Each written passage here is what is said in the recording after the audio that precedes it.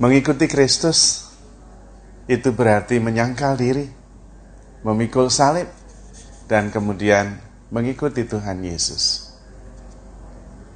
Konsekuensinya adalah memikul salib. Dan salibnya macam-macam. Dalam bacaan Injil hari ini dikatakan berbagai macam jenis tantangan derita yang harus ditanggung oleh para murid Kristus. Ada penganiayaan, ada pengejaran, ada fitnah, dan ada permusuhan, dimusuhi. Hal ini disampaikan karena memang mengikuti Kristus berarti mewartakan kebaikan, mewartakan kebenaran. Dan tidak semua orang setuju dengan kebenaran yang kita wartakan. Tidak semua orang selaras dengan kebaikan yang kita saksikan. Saya bisa mengerti, karena ketika kita melakukan kebaikan, seringkali itu menyakiti hati orang yang sungguh-sungguh jahat. Ketika ada seseorang memeras dan menindas orang lain, dan kemudian sesudahnya kita memberi uang, menolong, membantu orang yang tertindas itu, apalagi itu di hadapan orang yang tadinya menindas, pasti dia sakit hati.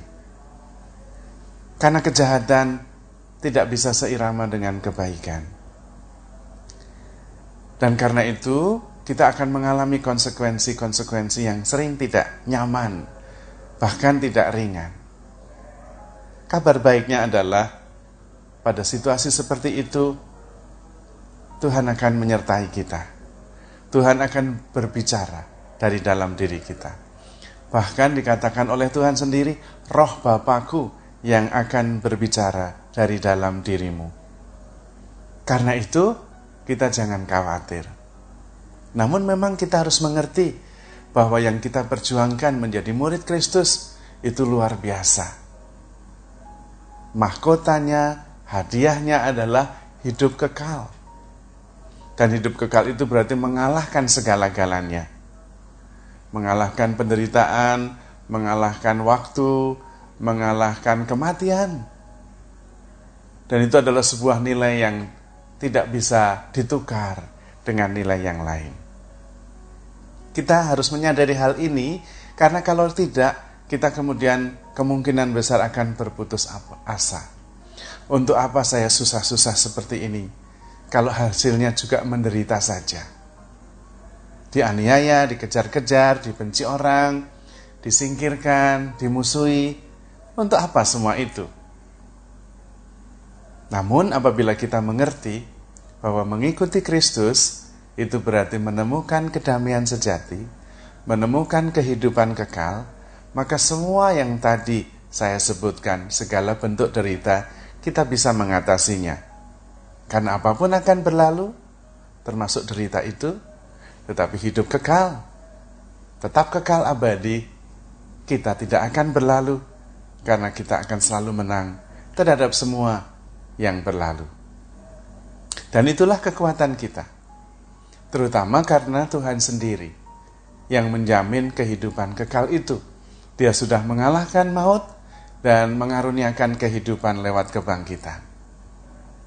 Kita hanya diminta untuk percaya dan mengandalkan Tuhan, bersatu kepada Tuhan saja. Tidak usah memikirkan apapun, termasuk jawaban ketika kita harus diadili. Dan kita tidak perlu menjawab apapun, karena Roh Tuhan yang akan menjawabnya.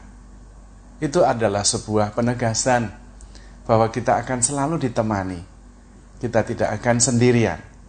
Dan karena itu kita harus penuh sukacita, mewartakan Kristus dan kebenarannya dengan resiko konsekuensi apapun juga. Penderitaan yang kita tanggung pada zaman ini tidak sebanding dengan kemuliaan yang akan dianugerahkan kepada kita kelak. Kehidupan bahagia bersama Tuhan di dalam kerajaan Allah. Namun sebetulnya bukan hanya masalah nanti, melainkan juga masalah sekarang ini, hidup di dunia ini. Kita mengalami penderitaan dan derita pun, kalau kita menanggungnya bersama Kristus, kita akan menanggungnya dengan ringan dan ikhlas. Bahkan melalui penderitaan dan salib itu, kita menemukan makna hidup kita. Karena sebetulnya hidup kita bermakna ketika kita bagikan. Dan ketika kita berkorban, membagikan hidup kita dengan ikhlas untuk kebaikan sesama, di situ kita sendiri menemukan kepenuhan hidup. Kita berarti, kita make a difference, menjadi pembeda untuk kehidupan bersama yang lebih baik. Maka saudara-saudari terkasih, mengikuti Kristus jangan khawatir, jangan takut.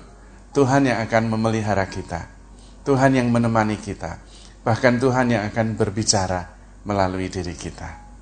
Yang penting kita percaya dan mengandalkan Tuhan saja, dan terus berbuat baik sebagai ungkapan syukur karena sudah begitu besar dicintai oleh Tuhan. Teruslah berharap, teruslah percaya, teruslah mengandalkan Tuhan karena Tuhan sangat mengasihi kita. Semoga semua selalu dilindungi, disertai, dan diberkati oleh Tuhan, baik dalam suka maupun duka, baik di dalam kehidupan yang nyaman maupun ketika berada di dalam kesulitan dan tantangan. Tuhan tidak pernah meninggalkan kita. Tuhan tidak pernah menyerah mencintai kita. Maka semoga saudara sekalian selalu diberkati oleh Tuhan, dan keluarga, pekerjaan, maupun kehidupan Anda bersama Tuhan bisa menjadi tanda kemuliaan-Nya. Tuhan memberkati.